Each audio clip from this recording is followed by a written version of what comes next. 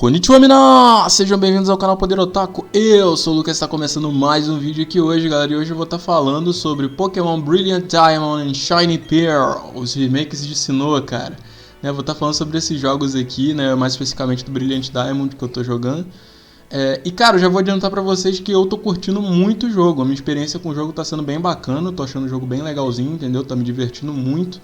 Pokémon me causa um vício assim inexplicável, entendeu? Porém, eu sou fã de Pokémon há mais de 20 anos e eu não vou passar pano para os defeitos que o jogo tem, que são muitos, tá? Eu vou estar falando de vários defeitos aqui do jogo, vários problemas que o jogo tem. Então eu vou começar justamente pelos pontos negativos nesse vídeo, depois eu vou falar um pouquinho dos pontos positivos, tá? Começando aqui pela questão da inovação do jogo, né? O jogo não teve muita inovação e isso, assim, entristeceu muitos fãs, porque o que acontece? Todos os remakes de Pokémon até hoje, né, tiveram muitas inovações. Se a gente for pegar lá dos primeiros remakes que teve, que foi o Fire Red e Leaf Green, né, eles tiveram, absurdamente incrementação, né, porque já começa pelo fato do jogo ser colorido, né, é um colorido mais realista, né, porque tinha um Game Boy Color também que tinha um colorido que não era muito legal no Pokémon Yellow, por exemplo, mas ele já teve aquele colorido mais com profundidade e tal, né, um colorido mais bonito. E já começa pelo fato também de você ter um pós-game um pouco mais rico, né? Você tem ali o Save Island no Fire Red Leaf Green, né? Então ele teve bastante incrementação legal. Depois a gente tem Heart Gold Soul Silver, né? Você também tem incrementação ali de lendários para capturar no pós-jogo. Você tem Pokéathlon, você tem várias coisas novas, entendeu? Mecânicas que foram adicionadas só a partir da 4ª geração. E pra mim os melhores remakes até hoje, que são Omega Ruby e Alpha Sapphire, né? Eu não vou considerar Let's Go Pikachu e Let's Go Eevee como remake, até porque a história é um pouquinho diferente, né? Apesar de ser bem parecido com jogos de canto também. Mas tipo assim, Omega Ruby e Alpha Sapphire, se você for pegar, eles foram incríveis, porque eles pegaram tudo que estava na 6ª geração. Eles pegaram o sistema de online da 6ª geração, que era muito bom. É o melhor sistema de online que teve no Pokémon até hoje, né? E tem mega evolução, né? Você tem a possibilidade de usar Soar ali por cima de Hoenn, você pode sobrevoar toda a cidade, você tem como capturar todos os lendários com a lorezinha do Rupa, que ficou bem legal também. E cada lendário tem sua música original do jogo ali tudo, né? Tá certo que em Brilliant Diamonds a gente tem um tema novo ali para Pokémon lendário. O tema é muito bom, a música é muito boa, né? Mas eu acho que perde um pouquinho a identidade de cada Pokémon ali, você alterando o tema de batalha, né, dos Pokémons originais dos seus jogos. Foi o que aconteceu em Sword Shield. Eu também, minha crítica até é isso, a Sword Shield do Encontro dos Lendários, que eles não têm o tema original deles, é tudo tema igual, né? Então, assim, eu fico meio chateado porque perde um pouco a identidade do Pokémon lendário. Parece que só jogaram ele lá pra capturar, entendeu? Não tem nenhum tema original dele tá no jogo. Então eu sinto um pouco falta disso. Omega Ruby e Alpha Sapphire são os melhores remakes até hoje por esses e muitos outros motivos. A quantidade de Pokémon foi uma coisa que me deixou muito, muito frustrado. Porque o que acontece? Omega Ruby e Alpha Sapphire, que saíram para um console bem inferior, no caso que é o 3DS, né? Bem inferior ao Nintendo Switch. O jogo foi lançado há 7 anos atrás e o jogo foi lançado com a possibilidade de você capturar 720 Pokémon, né? Você conseguia transferir ele de outro jogo. Nem todos eram capturados no jogo, mas você podia usar todos eles no jogo, né? Fazendo transferência e tudo. O jogo tinha 720 Pokémon, enquanto o Brilliant Diamond e Shiny Pearl eles contam com apenas 493 Pokémon, né? Então quer dizer, é uma quantidade muito absurda, cara. Eles poderiam ter botado muito Pokémon novo, né? A princípio, assim, podia depois ir lançando update e tal, se não botasse todos de cara, né? Mas, eles poderiam pelo menos botar, sei lá, 50 Pokémon de cada geração adiante, 50 de Unova, 50 de Kalos, 50 de Alola, 50 de Galar, entendeu? Já eram 200 Pokémon a mais, né? E ia ficar bem legal, ia ser bem interessante, porque uma das graças de você jogar remake de Pokémon é você jogar com Pokémons que não eram obtidos anteriormente, né? Você poder jogar ali com Pokémon novos, né? nas regiões antigas, que tá tendo remake, você pode jogar com... Então, assim, esse fator me deixou um pouco triste no Brilliant Diamond Shiny Pearl, né? Porque é um fator que eu sinto muita falta, né? Mega evolução, então nem se fala. Eu acho que, Omega Ruby e Alpha Sapphire também colocaram mega evolução, então pra mim fez falta demais, né? Então eles poderiam ter melhorado muito esse remake, mesmo que fosse um remake fiel, né? Eles poderiam botar esse lance no pós-jogo, né? Eu vou falar, por exemplo, aqui de Let's Go Pikachu e Let's Go Eevee.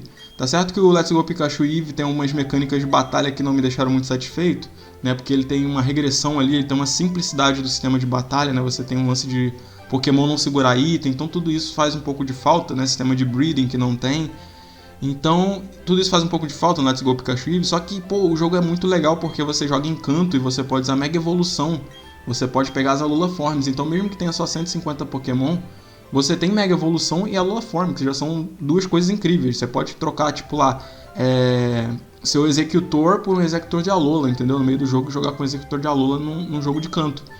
Então isso é bem interessante nos coisas. Só que, tipo assim, o Brilliant Diamond Shine Pearl, eles trazem pra gente uma experiência muito parecida com a original, muito parecida com a original mesmo, com algumas melhorias, né? Então, assim, se você curtir os jogos originais, você provavelmente vai curtir os remakes, porque os remakes eles têm essa melhoria, né? Eu vou até chegar nos pontos bons aqui, mas antes eu queria só ressaltar alguns outros probleminhas que Brilliant Diamond Shine Pearl tem, né? A princípio, eu acho que o pior problema de todos mesmo, foi a cópia física do jogo ter sido lançada incompleta, né? E eu não tô nem exagerando, porque o jogo foi realmente lançado incompleto. O jogo base não tem o Ramana Spark, que é uma parte do pós-jogo, né? E ele não tem as músicas do jogo, olha só que absurdo. Ele tá com as músicas em MIDI, né? Ele tá com as músicas numa forma beta, ele não tá com as músicas finalizadas. Então, se você comprou o cartucho do jogo, né, e você não tem internet, por exemplo, para atualizar o jogo, você vai jogar um jogo incompleto. O jogo não tá completo nos cartuchos, isso é muito absurdo, né? Eu comprei a versão digital, não me importo muito, mas, pô, quem comprou a versão física é muita sacanagem o jogo vir incompleto, né, na versão física. Tá certo que às vezes pode vir com um bugzinho aqui e outro ali, né? Mas isso tudo é corrigido em patch. Mas agora o jogo vir incompleto é uma parada muito, muito absurda, entendeu? Muito absurda mesmo.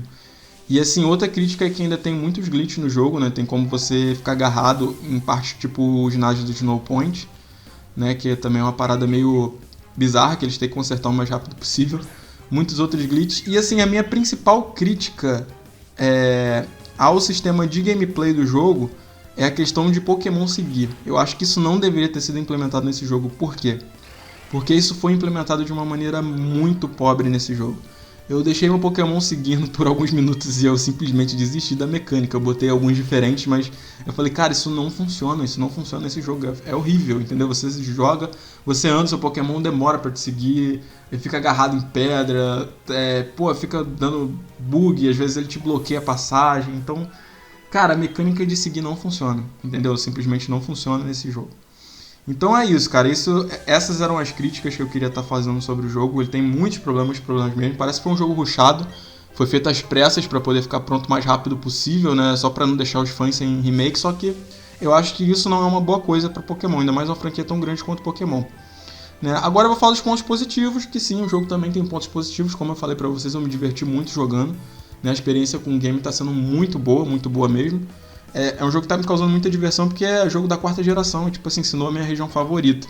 Então é um jogo que tá me deixando feliz, é um jogo que tá me entretendo bastante, entendeu? Eu tô gostando bastante do game, até porque ele tem muitos eventinhos diários, eu gosto de jogar Pokémon assim, saboreando muito o jogo, entendeu? Eu gosto de completar Pokédex, eu gosto de fazer os eventos diários, ali todos os eventos diários que tem, né? Você capturar ali Pokémons que aparecem em dias específicos, como é o caso do Drifloon.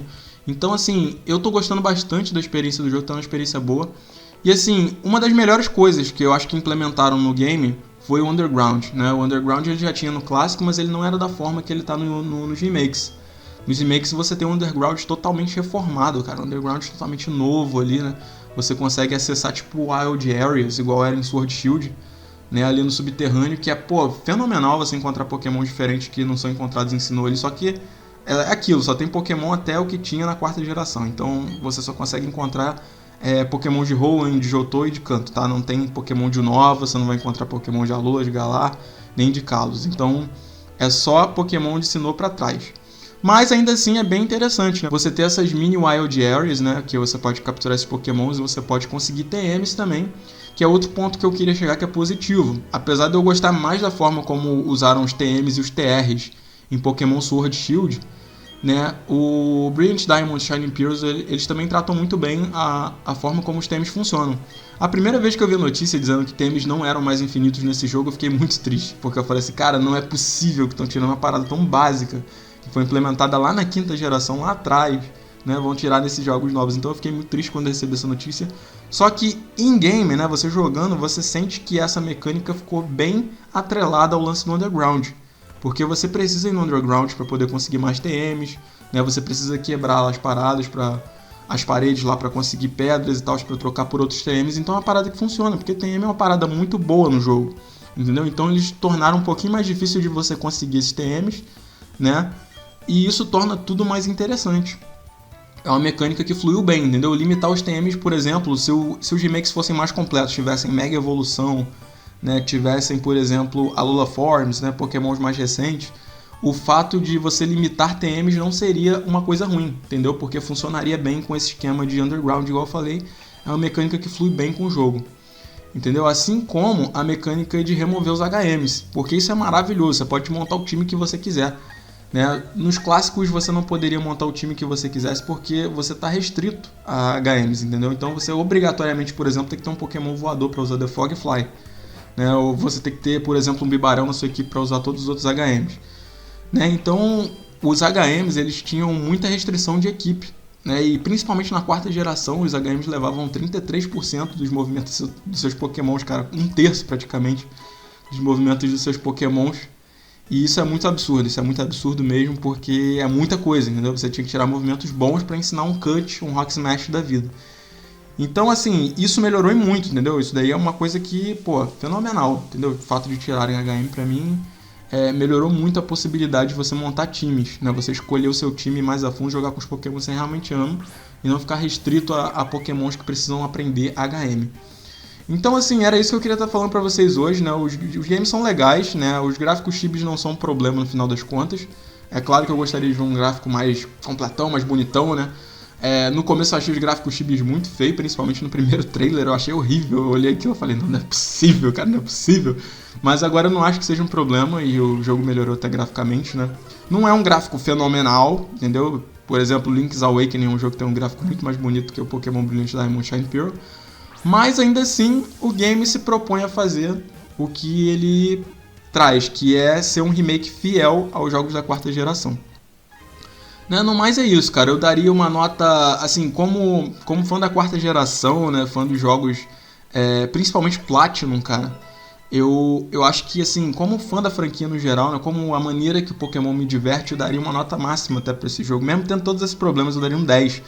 Só que assim, como fã de Pokémon crítico, né, que eu já joguei todos os jogos da franquia principal, eu já joguei tudo, já experienciei todos os jogos. Então assim, eu tenho bagagem para poder dizer que esse jogo tem muitos problemas e não tá legal em muitos aspectos. Eu daria uma nota 5, tá? Eu daria uma nota bem baixinha para ele, porque ele é um dos remakes mais inferiores que teve, assim, de questão de inovação. Né? Apesar do jogo ser bem legal, igual eu falei, né? Pra quem curte Pokémon vai se divertir com o jogo é bem divertidinho.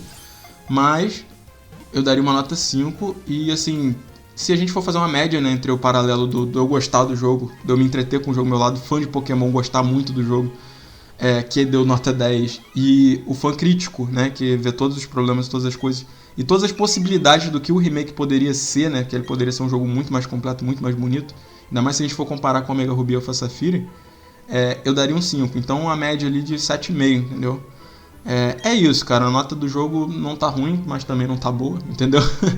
Mas é isso. Comenta aí embaixo vocês que jogaram o que vocês acharam, né, desses games. Mas comenta só se você jogou, tá? Porque eu vejo muita gente criticando o jogo sem jogar também. Aí é complicado, né? Você julgar o bagulho sem ter jogado. Então é complicado demais.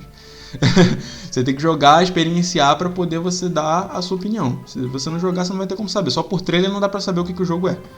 Entendeu? Então é isso, galera. Muito obrigado por assistirem até aqui, né? E sayonara. Vejo vocês no próximo vídeo. Até lá.